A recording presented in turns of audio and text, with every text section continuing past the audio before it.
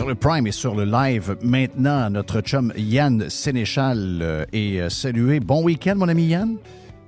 Ah, super. Écoute, bien relax. Bien relax, bien relax. Qu'est-ce que tu as gardé du week-end? Qu'est-ce que vous avez jasé dans votre podcast d'aujourd'hui? Quel était le gros sujet de votre... Il y a tout. Ouais, mais j'en ai parlé en ouverture pas mal. Là. C'est ce que... Ben, pas en ouverture, mais dans le bloc numéro 2. C'est un peu démesuré comme si cette femme-là avait accompli de grandes choses. C'est quasiment un hommage à la René Lévesque, un hommage à la Robert Bourassa, un hommage à la Lucien Bouchard pour quelqu'un qui a finalement accompli absolument rien. Là. Ouais, puis moi, le bout où est-ce qu'on a parlé de choc post-traumatique, PTSD, tout ça, ça me lève le cœur. Pour les vrais qui en ont eu dans des vraies affaires. Les gens qui sont allés à la guerre, ceux qui sont... J'ai quelques clients, veut pas, qui ont à dealer avec ça. Ils sont sortis de l'armée, ils ont eu un montant d'argent, ils sont assez fermés sur le sujet, puis tout ça, mais tu le sais que c'est vrai, là.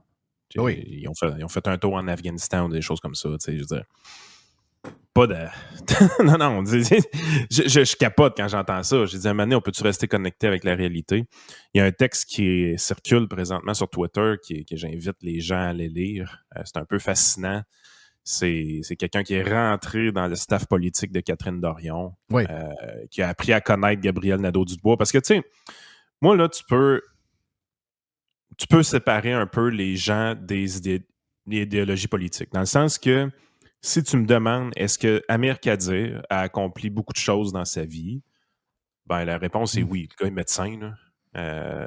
Le gars, quand il était au Parlement, il a brassé à cabane, il était là au tout début de Québec solidaire. Il était très actif. Tu sais, ce parti-là est là aujourd'hui principalement grâce à un gars comme Amir Kadir. Est-ce que Manon Massé, c'est quelqu'un qui a travaillé fort pour ce parti-là? Est-ce que c'est quelqu'un qui était respecté? Est-ce que c'était quelqu'un qui était réellement rebelle dans le cadre du Parlement? Moi, je pense que Manon Massé, c'est quelqu'un qui a fait beaucoup d'efforts au fil du temps. Est-ce que GND, malgré tous ses défauts, est quelqu'un qui travaille fort? La réponse est définitivement oui. Catherine Dorion, là, elle n'a pas travaillé. Là. Non. En tout cas, c'est pas nous autres qui le dit, là, c'est le gars qui était son bras droit qui le dit sur Facebook, là, en plus. Là. Moi, je ne peux pas le vérifier, mais elle donnait l'impression qu'elle ne travaillait pas fort. Mais lui, il le dit. Là. C'est la glorification de la médiocrité. Là. Je suis tanné de ça. Les Québécois me font chier. C'est exactement mon liner. C'est le liner que j'ai dans le bloc précédent. C'est le point que j'ai parlé, je vais peut-être me répéter pour les gens qui écoutent, là, mais mon point, c'est on est à la recherche des choses qui fonctionnent dans la vie. On est satisfait de notre téléphone iPhone. On est très satisfait. Oui. On est satisfait, mettons, d'un restaurant qu'on aime. On est satisfait d'un produit X qu'on aime. Mais posez-vous la question, est-ce que vous pensez que chez iPhone, les dirigeants et les membres du comité de direction ou du CA sont des gens qui ressemblent à Catherine Dorion ou ce sont des gens avec des qualités exceptionnelles? Pour vous donner cette qualité de produit-là, il y a à la tête de cette entreprise-là des gens qui dirigent de main de maître cette compagnie-là pour vous offrir un produit qui est impeccable. Si on pose la même question pour le gouvernement du Québec, qui n'est pas capable de rien livrer de douette, nulle part, bien, peut-être qu'on peut commencer à se poser la question du pourquoi. Et quand on regarde la qualité des gens qui y sont, à partir du politique, aller à tout ce qu'ils ont nommé par après au niveau sous-ministre et toute la haute direction de tout ça, eh bien, c'est une compagnie que si cette compagnie-là était au privé, le gouvernement du Québec, c'est une compagnie qui serait en faillite. Et pourquoi il serait en faillite? Parce qu'il y a beaucoup de glorification de gens qui n'ont pas les compétences pour faire ce qu'ils font là. Écoute, il y a plein de gens d'entreprises, quand ils vendent leur entreprise, font appel un peu à mes services. Fait que j'ai connu plein d'entrepreneurs qui ont vendu leur business. Ils vendent avec un sentiment de satisfaction. Ils ont réussi dans la vie. Ils ont un montant d'argent en conséquence de leur réussite. Ils ont été là pendant 20-25 ans à avoir des gros défis de gestion de personnel, souvent. Plus souvent qu'autrement. Tu sais, je veux dire, de voir qu'on met sur un piédestal, on déroule le tapis rouge devant les pieds de Catherine Dorion, une fille qui a mon âge à toute fin pratique, là, qui n'a rien accompli dans la vie. Là. Une couple de pièces de théâtre puis une couple de poèmes, ça fait pas de toi un artiste. Là. Non.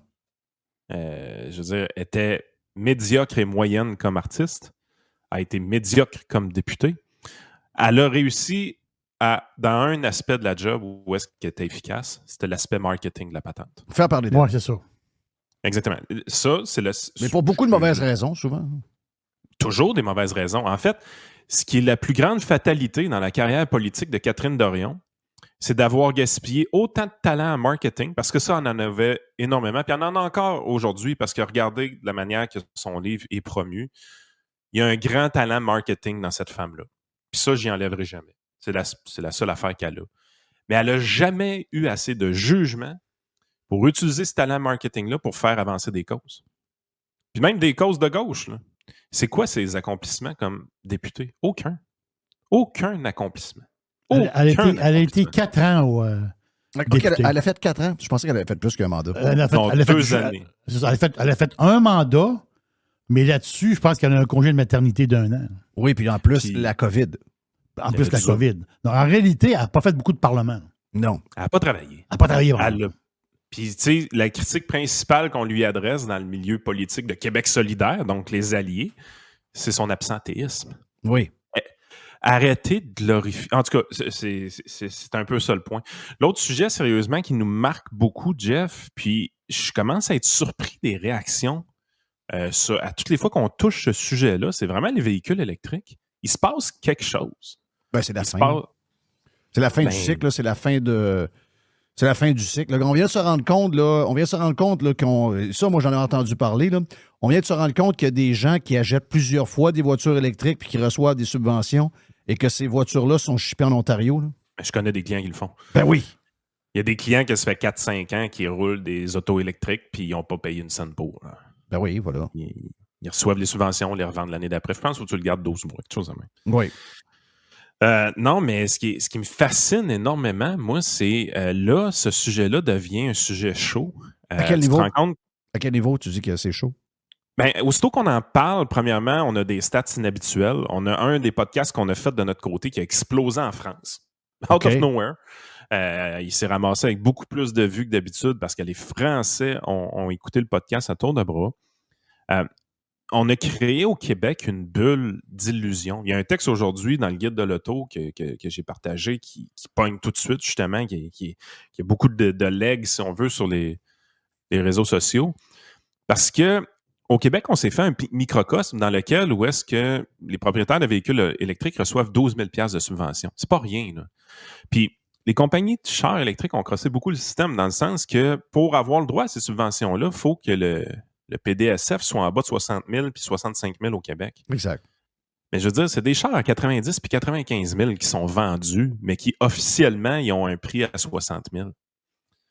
Quand tu arrives, tu vois le gros modèle Mercedes subventionné à 12 000. Tu te dis, voyons, là, on est en train de rire du monde. Là. Oui. Tu es en train de prendre les impôts de la classe moyenne pour les transférer aux gens qui ont les moyens de s'acheter des chars à 90 000 $.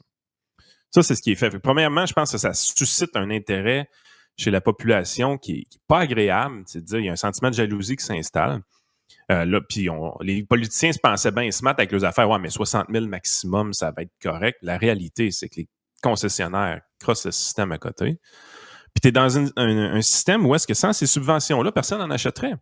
Parce ce que l'article nous disait, c'est justement on en vend quand même vraiment beaucoup plus qu'en Ontario. C'est quasiment 4 fois plus qu'en Ontario. Puis eux autres, ils ont juste 5 000 de subventions fédérales. Nous autres, on en a 12 000. Exact. Fait que les ventes ne tiennent qu'aux subventions.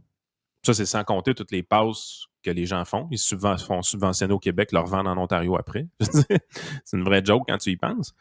Mais quand tu regardes aux États-Unis, dans un monde où est-ce qu'on a retiré beaucoup de subventions aux véhicules électriques, les Américains ne veulent rien savoir de ces chars-là. Puis c'est sûr qu'ils ont un contexte différent. Le gaz coûte moins cher, moins taxé. L'électricité coûte plus cher qu'au Québec. Fait que c'est sûr que naturellement, ce contexte-là est quand même très différent. Je vois beaucoup de Tesla, là, je dois le dire, aux États. Je vois beaucoup de Tesla. Autre que ça, je ne vois pas grand-chose. Tesla, je pense que c'est plus un genre de iPhone. C'est juste un brand que les gens aiment avoir pour... c'est comme un genre de passeport de richesse. Il y a comme un symbole derrière ça. Je pense pas que c'est le symbole green ou le symbole électrique. C'est vraiment, c'est lié à la marque. C'est ce que je vois, là, parce qu'il n'y a pas beaucoup de... Il y en a des 3, mais il y a beaucoup plus des plus chers. Là, donc, c'est comme vraiment c'est ça, c'est une image de réussite, etc., comme d'autres produits ont réussi à créer. Mais effectivement, il n'y a pas n'y a pas de buzz Ah, puis électrique tant que ça. Là. Puis il y a beaucoup de gens qui aiment le gadget Tesla. Moi, j'ai un de mes clients qui tripait sur sa Tesla beaucoup à l'époque, mais il me le disait, c'est pas tant le véhicule qui me fait triper que tous les petits gadgets qu'il y a là-dedans. Là. Fait qu'à un moment donné, tu es vraiment dans une situation où tu te dis, écoute, ça s'apprête à changer. Mais là, tu recules un peu là, des 6 derniers mois politiques qui s'est passé au Québec, puis là, tu mets ça en perspective. Tu dis, hey, attends un peu, là, que ça va, les amis? Attends, on arrive les derniers au party de la filière batterie. Là. Oui. On est une gang de clowns qui ont laissé passer le bateau pendant plusieurs années. Ah, c'est le prochain buzz. L'histoire de... Tu sais, moi, c'est drôle, vendredi, j'ai fait Radio Pirate Live vendredi, puis j'ai dit, là, le tramway, il faut en revenir. Et la prochaine étape, c'est de contrer et de démolir le projet de Nordvolt au Québec. Là. Ben oui. Parce que ça, là, on parle de milliards qu'on vient peut-être de retarder avec le tramway. Le REM est fait. Probablement qu'il n'y en aura pas dans l'Est, puis prolongement du métro au prix que ça coûte, il n'y en aura peut-être pas. Donc, il y a des projets de fous qui vont être, pour des raisons que tu as dit plus qu'une fois depuis un mois et demi, la capacité de payer, le ralentissement économique, l'emprunt qui n'a plus de bon sens au taux que c'est là, qui semble parti pour être là comme ça pour une longue période. Donc, toutes les raisons sont là pour que ces projets-là tombent. Mais le nouveau projet qu'on ne s'occupe pas et qu'on doit s'occuper plus qu'on s'en occupe là, c'est la folie de Fitzgibbon et la folie de Legault d'embarquer dans quelque chose qui est peut-être déjà, comme tu dis, peut-être déjà passé date. Mais c'est quand même des milliards. Puis je pose la question encore. Est-ce que Fitzgibbon et est-ce que François Legault ont mis, je ne sais pas moi, 500 000, 600 000 de leur REER ou de leur placement qu'ils ont en ce moment? On sait qu'on les a vus, les finances là, de Legault dans une campagne électorale. Là. Il y a de l'argent dans des... il y a de l'argent disponible. Là. Il y a une couple de millions disponibles. Est-ce que lui-même est prêt à investir dans le projet dans lequel il nous embarque, qui est un projet beaucoup plus... un des plus dangereux qu'on n'a pas. Là. On a eu l'histoire de ballons qui volent dans l'air. On a eu un paquet où on s'est pété à la gueule. Mais c'était des 150, des 400. C'est beaucoup d'argent. C'est énormément d'argent. Mais là, on parle de 7 milliards, Yann. 7 fucking milliards de dollars. Là. C'est tellement d'argent qu'une compagnie comme Nordvolt vient de payer 240 millions un terrain qui a été acheté 20 millions il y a une couple d'années, un terrain contaminé. Mm-hmm. Ils nagent tellement dans l'argent qu'ils ne regardent même pas la dépense.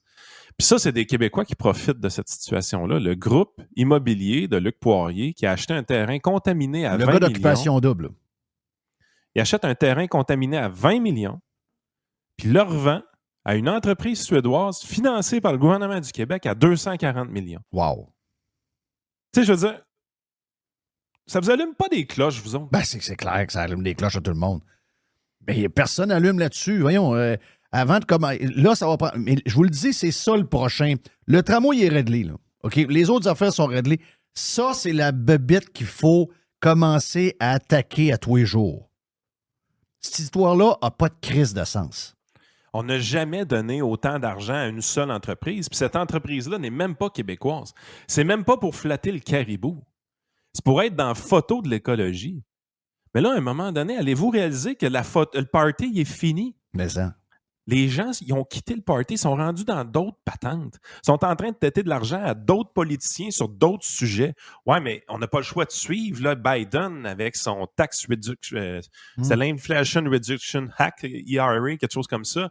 Il y a tellement financé aux États-Unis. Si on voulait avoir les projets, il fallait surbider les Américains. Hey, on n'est pas les Américains. On n'a pas leurs ressources financières. On est moins riches qu'eux autres.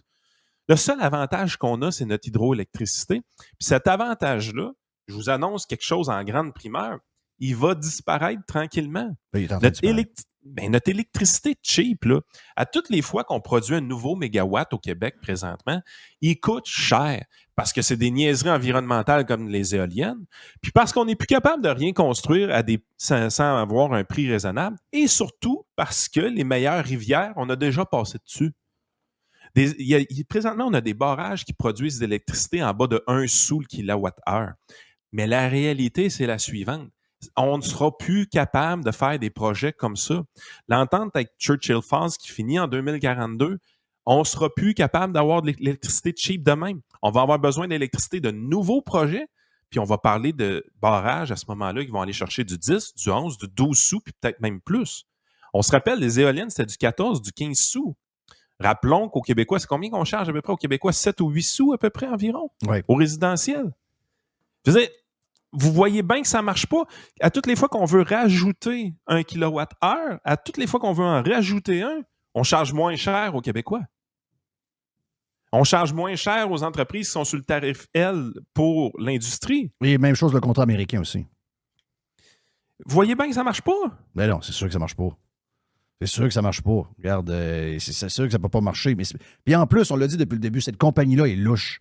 Cette compagnie-là est inconnue. Cette compagnie-là semble pas être aidée par les plus grands fonds de placement. Comme il y en a des fonds de placement qui y vont avec des startups de même. Les Sequoia Capital, les BlackRock, les ci, les ça, regarde. Tous ces grands groupes-là qui ont de l'argent et savoir quoi en faire, souvent, ils embarquent dans des affaires de même. Ils sont pas là de ce que je peux voir. Les banques ne sont pas là également.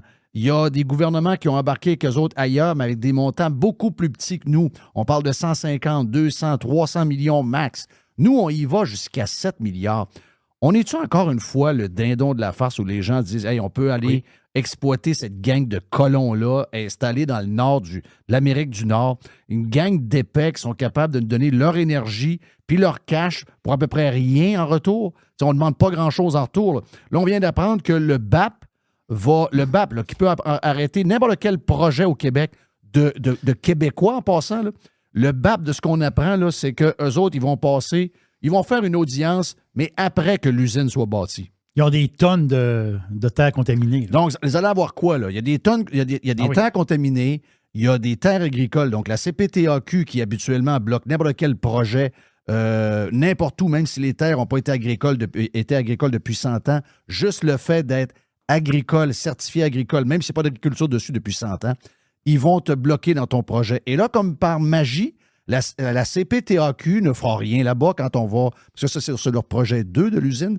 mais ils savent déjà que s'ils ont un agrandissement, ils vont pouvoir utiliser les terres agricoles en arrière sans problème. Les milieux humides, les terres contaminées, toute l'histoire du BAP. Ça, là, c'est le prochain scandale du Québec. Là. Checkez-nous bien aller, là. On n'est pas en train de vous annoncer des affaires pour vous faire peur. Là. On est en train de vous donner l'avenir. C'est le prochain scandale au Québec. C'est ce projet-là. Là. Comment je fais pour participer à ça, moi, des projets immobiliers qui font x12 en 8 ans? Ben, tu fais affaire avec le gouvernement. Non. Il n'y a pas d'autre manière. Il n'y a pas d'autre manière. Tu fais affaire avec le gouvernement. C'est la seule manière. Poirier a une belle fortune immobilière. Là. J'enlève pas ses efforts puis comment il est parvenu. C'est un vite. C'est un très wise. Il est wise et vite. Là. Mais on s'entend qu'il sait comment ça marche. Là. Acheter un terrain contaminé, entouré de problèmes qui peuvent... où tu peux être bloqué à l'environnement, tu peux être bloqué à la CPTAQ, etc., etc. Je veux dire, pour acheter un terrain, une valeur X qui vaut probablement pas ça quand il l'a acheté, puis dire, ben écoute, je vais être capable de faire un profit sur ce terrain-là, c'est que ces gens-là sont branchés. Là. Ces gens-là sont branchés. Ils savent qu'il va y avoir des passes, ils savent qu'il va y avoir de l'aide, ils savent... Pas juste des couilles d'acier. Là. Ben voyons donc, il n'y a pas juste des couilles d'acier. C'est des gens qui savent comment la machine fonctionne puis qui ont des contacts à l'intérieur de la machine. C'est clair dans ma tête, là. Clair dans ma tête.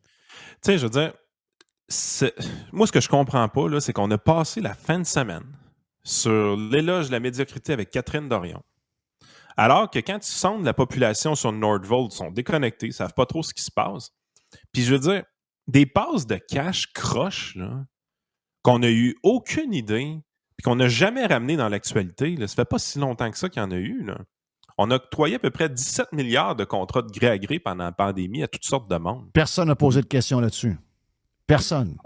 On nous disait que la campagne électorale, on va la placer pour qu'éventuellement les dépenses soient mises puis qu'on ça revienne juste après. OK, mais là, elle est faite l'élection. Là. Et où la commission d'enquête sur cette dépense-là? Le gouvernement a acheté des masques avec des valises de cash dans le fond des ruelles. Oui. Vous êtes en train de me dire que c'était toutes des dépenses qui étaient legit puis que c'était pour sauver l'humanité, sauver les bons Québécois? Il n'y a aucun fonctionnaire dans toutes ces tours à bureau-là. C'est passé des affaires bizarres là-dedans, là, c'est l'enfer. Les histoires, moi, que j'entends, il y en a. C'était des millions volets sans vérification de compagnies douteuses, nouvellement créées, des gens qui étaient capables de se faire qui étaient en Chine pour des histoires X, mais qui finissait par trouver quelques millions de masques un peu douteux, se faisait déposer des millions de dollars dans le compte sans aucune vérification et aucune due diligence. Ah non, c'était capoté ce qui s'est passé. Et puis personne ne veut parler de ça. Ah, vous êtes encore là-dessus, vous autres? Ben oui. Faux. Il faut savoir ce qui s'est passé. Les conservateurs au fédéral avec le NPD sont en train de faire des démarches pour avoir une commission d'enquête pour savoir où est-ce qu'est allé l'argent qu'on a donné à Medicago. Oui. Au niveau fédéral, c'est 150 millions de dollars qui a été donné à Medicago. Cette compagnie-là est fermée. Oui. Ils ont pacté petit, ils sont partis. Québec, je pense, pas loin de 100 millions qu'on a donné, nous autres, de notre côté. Il est allé où le cash? Il est allé où le cash? On peut-tu le savoir? Les Québécois s'en occupent pas de ces sujets-là. Ça me fait capoter. Ça me fait capoter. Par contre, on n'a jamais Catherine Dorion. Oui, Catherine. Ben oui, mais ça, c'est de l'émotion. Les Québécois sont dans l'émotion. Si tu veux les toucher, on me l'a toujours dit, si tu veux toucher aux Québécois, tu ne dois viser qu'une seule chose. Dans tout le package, il y a plein d'affaires, là. Le coco en haut. Non. Faut que tu les touches dans le cœur. C'est un peuple émotif. Arrive pas des affaires où il n'y a pas d'émotion, ils ne veulent rien savoir.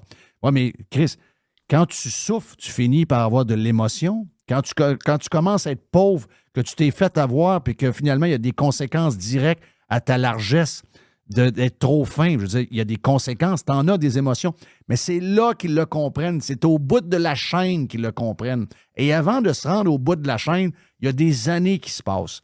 Entre les deux, ils ne sont pas capables d'allumer. Le gouvernement du Québec, présentement, n'a absolument aucune marge de manœuvre pour une crise économique. On est dans une situation que dans les 5 prochaines années, on va faire à peu près 10 milliards de déficit, alors qu'en réalité, on a de la croissance économique. Si survient demain matin une récession, le gouvernement est dans la marde.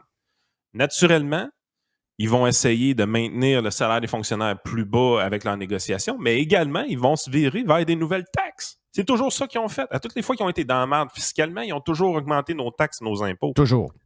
Puis là, je viens de vous nommer des exemples d'argent qui est dépensé à des fins complètement honteuses, les subventions sur les véhicules électriques, ce qu'on a déployé comme argent puis tapis rouge à Nordvolt et toutes les compagnies du genre. Je veux dire, on savait que Lion Électrique avait été un flop, puis on a fait même pas un double down, c'est quasiment 10 fois plus pire que ce qu'on avait fait avec Lion Électrique, ce qu'on a fait avec Fitzgibbon. Fitzgibbon, il faudra y enlever son chéquier, là, c'est assez. Là. Oui. Maintenant, là, il nous coûte cher. Je vous ai parlé de Medicago. Je vous ai parlé des contrats de gré à gré pendant la pandémie. C'est des milliards de dollars. On a facilement, juste avec ces petits sujets-là, là, qui durent quelques secondes à discuter, juste avec ces petits sujets-là, on a à peu près 25 milliards de dollars. Oui, c'est hallucinant, là. Oui, mais on n'entend jamais parler. Je suis même pas sûr que le mot milliard shake le monde maintenant. Je pense que le mot milliard shake plus... C'est pour monsieur tout le monde, il n'y a plus de différence entre milliards et millions. Il n'y a pas de différence. Il n'y a aucune différence. Puis là, tu arrives, tu regardes tout ce qui se passe au niveau municipal. Toute la merde pogne tout le temps de là, part toujours de là. On avait un article un matin qui nous disait qu'il y a 552 élections municipales depuis novembre 2021. Crime, ça fait même pas 2 ans. Là. Au Québec, il y a eu 552 élections municipales partielles. Pourquoi? Parce que il y a des maires, des conseillers qui je suis fatigué, je suis anxieux, les citoyens sont pas fins, je démissionne, je suis PTSD comme mairesse de Chapais. C'est une insulte, ça. C'est vraiment une insulte, des affaires de même. Un PTSD, ça s'auto-diagnostique by the way. Non, c'est des histoires, ça. Des histoires, des patentes de journalistes, n'importe quoi, des étiquettes. Même pas sûr que le monde qui sont dedans, c'est eux autres qui l'ont dit. C'est des affaires inventées, ça.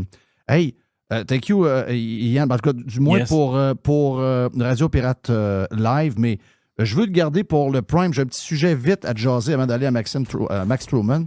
Maxime, bonjour Maxime. Mais je veux te parler d'un dernier sujet vite avant que tu quittes sur les finances personnelles. Quelqu'un qui a écrit quelque chose dans le Journal de Québec, une humoriste. Je veux avoir ton in là-dessus. Donc, pour les gens qui sont sur Prime, un peu plus de temps avec Yann, on vient dans quelques instants pour le live.